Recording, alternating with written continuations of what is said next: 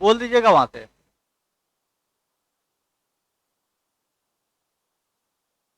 नमस्कार दोस्तों, मेरा नाम प्रमोद यादव है और मैं आज इतिहास के बारे में आपसे कुछ चर्चा करूंगा। इतिहास से संबंधित सिंधु घाटी सभ्यता के बारे में जो भी प्रश्न पूछे जाते हैं उसके बारे में मैं आज कुछ डिस्कशन करूंगा।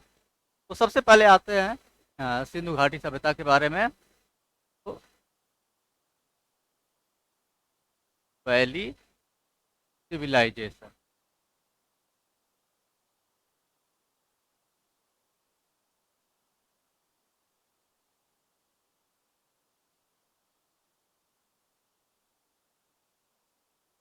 सब सिंधु घाटी सभ्यता के बारे में जानकारी का दो स्रोत है। तो पहला स्रोत है पुरातत्व से संबंधित,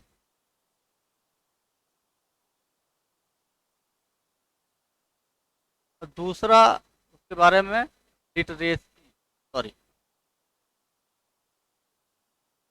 साहित्यिक,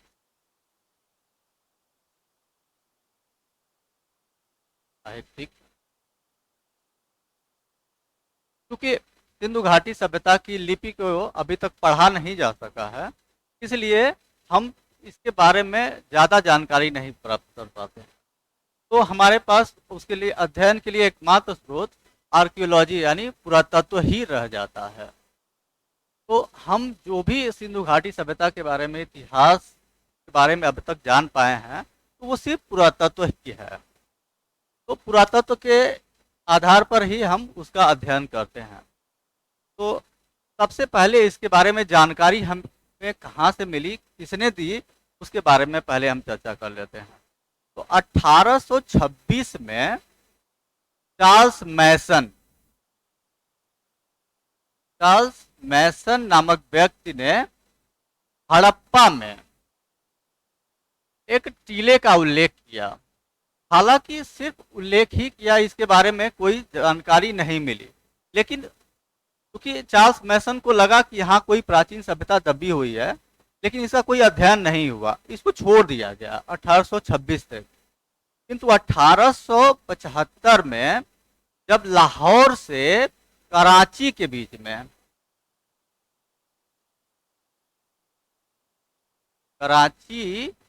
में रेल लाइन बिछाई जा रही थी, तब यहाँ से जब खुदाई, इस टीले के पास में कुछ खुदाई हुई तो कुछ ईंटें निकल के आई। उस समय इसके बारे में ध्यान सबसे पहले पुरातत्व विभाग का गया। उस समय पुरातत्व विभाग के अध्यक्ष कनिंघम थे, इन्होंने आकर इसका सर्वेक्षण किया। सर्वेक्षण करने के बाद उन्होंने ये बताया कि इसके नीचे कोई सभ्यता दबी हुई है, जिसके बारे में अभी तक हमारा अध्ययन नहीं हुआ है। फिर इस तब से लेकर अभी तक फिर कोई काम नहीं हुआ। किंतु 1921 में जब जॉन मार्शल पुरातत्व विभाग के अध्यक्ष थे, तब उन्होंने इसकी तरफ ध्यान दिया और जो एक दयाराम साहनी के नेतृत्व में यहाँ पर खुदाई का काम शुरू कराया। दयाराम साहनी ने जब खुदाई किया तो उसके बाद धीरे धीरे सिंधु घाटी सभ्यता के बारे में एक विस्तृत जानकारी मिलना शुरू हुई। तो दयाराम साहनी ने इसका हड़प्पा का सबसे पहले उत्खनन कराया।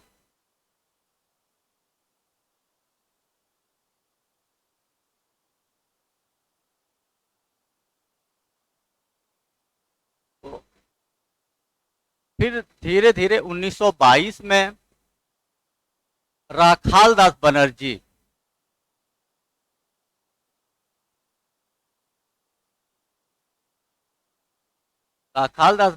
ने मोहनजोदड़ो में खुदाई की और वहां के बारे में कुछ जानकारी प्राप्त की। तो अब धीरे धीरे ये समझ में आने लगा कि भारत में जो अभी तक इतिहास के बारे में जानकारी प्राप्त थी कि वैदिक काल तक ही भारत का इतिहास है, किंतु जब धीरे धीरे हड़प्पा और मोहनजोदड़ो दोनों के बारे में जानकारी मिली तो लोगों को समझ में आया कि हमारा प्राचीन इतिहास और भी पीछे जा रहा है। फिर इस पे धीरे धीरे काम शुरू हुआ। फिर 1947 तक आते आते तकरीबन 50 साइट्स के बारे में जानकारी मिली। तो 1947 तक तकरीबन जब 50 साइट्स मिली, तब फिर इसके बारे में अब इसके नामकरण की बातें आई। तो नामकरण क्या रखा जाए? तो चूंकि ये सब उस समय तक सिर्फ जो भी सभ्यता मिली थी 50 वो अक्सर सिंधु घाटी के आसपास ही रही। तो उस समय ये रखा गया नाम कि इसका नाम इंडस वैली सिविलाइजेशन रखा जाए। किंतु 1950 के बाद जब भारत और पाकिस्तान का बंटवारा हुआ, उसके बाद जब भारत में भी खुदाई होना शुरू हुई, तब इंडस के बाहर बहुत सारी साइट्स भारत में मिलने लगी। और वो जो साइट्स थी उसमें तकरीबन 1400 साइट्स अब तक मिल चुकी हैं।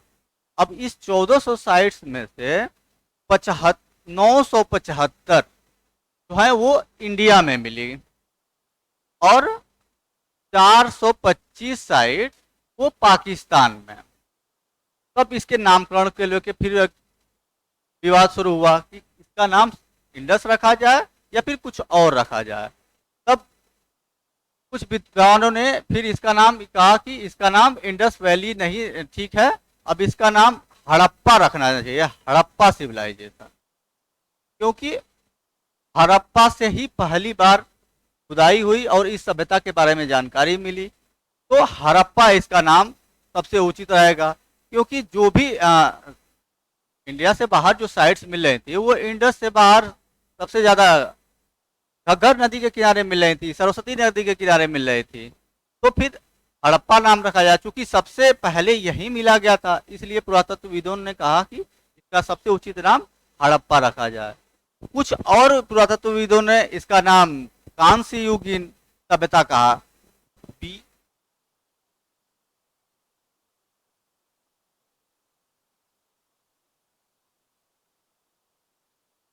ये भी एक उचित नाम हो सकता था, किंतु जो सबसे बेस्ट नाम माना गया कि हड़प्पा सिविलाइजेशन था। क्योंकि पहले जिस भी सभ्यता के बारे में अगर जानकारी सबसे पहले जिस क्षेत्र से मिलती है तो उसको ही नाम रखने की परंपरा रही है। तो इसका नाम हड़प्पा ही रखा गया, ये सबसे उचित माना गया। अब हम आके इसके बारे में, इसके भौगोलिक विस्तार के बारे में चर्चा करेंगे। क्योंकि हाँ, इंडस वैली से संबंधित जो भी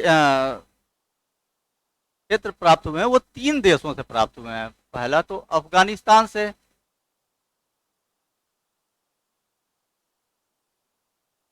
दूसरा पाकिस्तान से और तीसरा इंडिया से। अफगानिस्तान में जो क्षेत्र है वो मुंडीगाक और सोरतुगोई।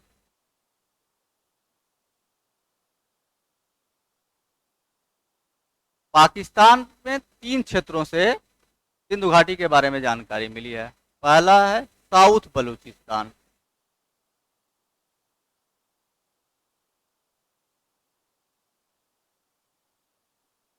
दूसरा सिंध से और तीसरा जो है वो लाहौर, सॉरी, पंजाब। तब साउथ बलूचिस्तान के बारे में चर्चा करें। अगर बलूचिस्तान से कौन सी साइट्स प्राप्त हुई हैं तो यहाँ सबसे पहले तो सुतकांगेंडोर,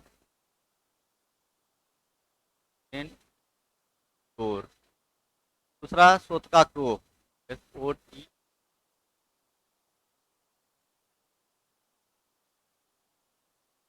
है बालाकोट। और सिंध से जो साइट्स मिली हैं वो है मोहनजोदारो,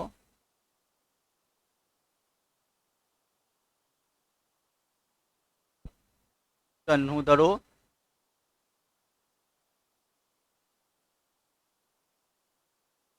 आमरी कोट दीजी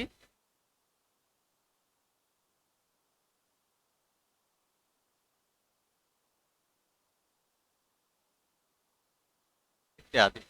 और जो इसका पंजाब क्षेत्र था वहां से हड़प्पा, रहमान डेयरी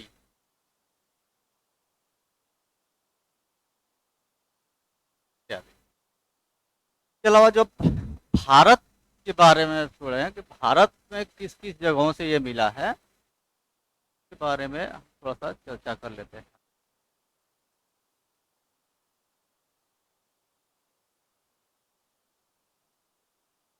इंडिया में सबसे पहले हम उत्तर से शुरू करते हैं, तो उत्तर के राज्यों में सबसे पहले तो हम जम्मू कश्मीर के बारे में देखते हैं।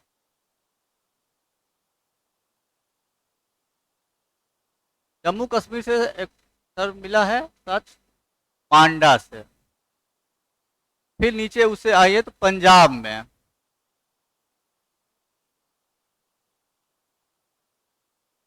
पंजाब में रोपड़, संघोल,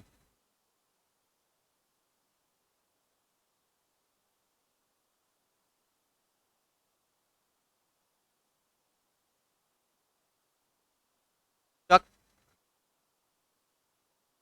86, 12। हरियाणा में आए, हरियाणा में राखी गढ़ी,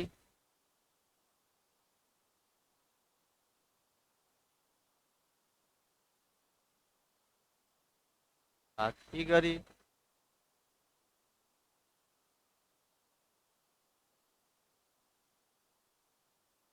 बनावली इत्यादि। उसके बाद हम यूपी में आते हैं, तो यूपी में हमें आलमगीरपुर,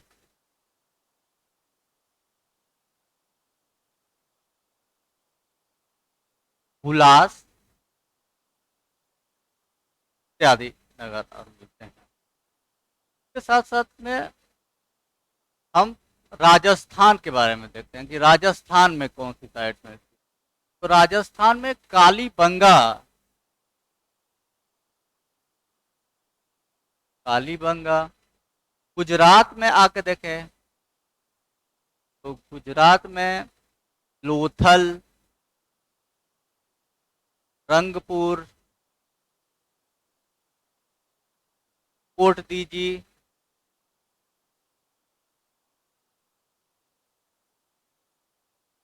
हौलाबीरा इत्यादि। उसके बाद हम महाराष्ट्र में देखते हैं, महाराष्ट्र में हमें तैमाबाद मिलता है।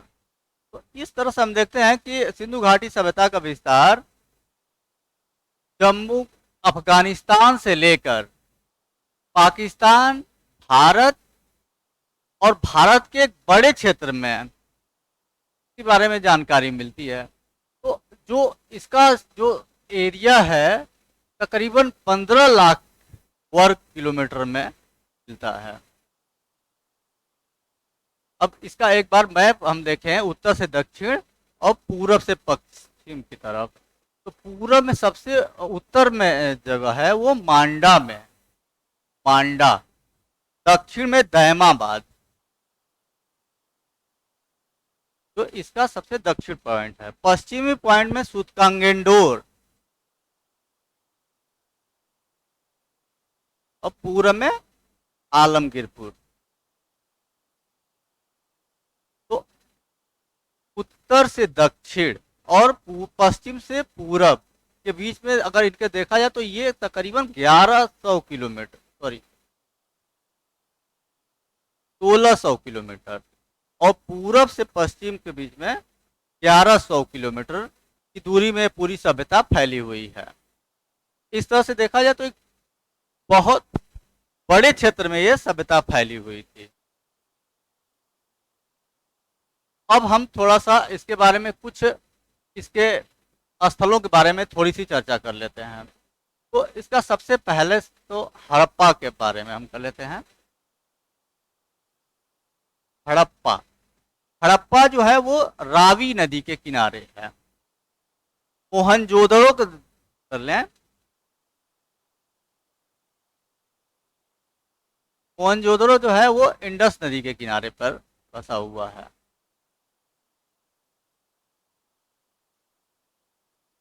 चन्नूदड़ो,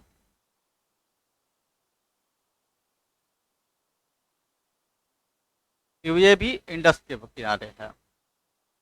कालीबंगा,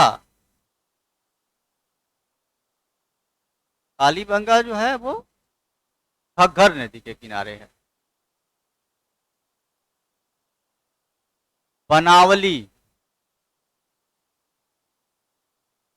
बनावली जो है वो ये भी सरस्वती नदी के किनारे है, जो आज विलुप्त हो चुकी है। तुतकंगेंडोर,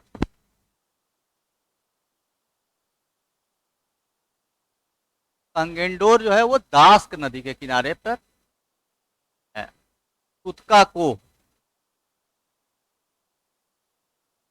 का को जो है ये सादी कौर नदी के किनारे है।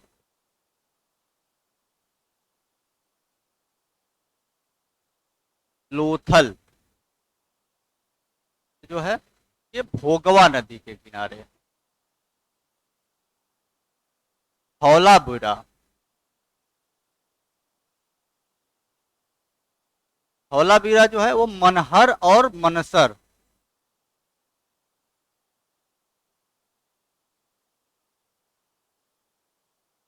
मनसर नदी के किनारे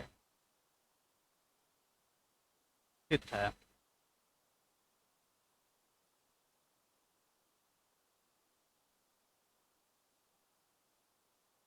आलमगीरपुर,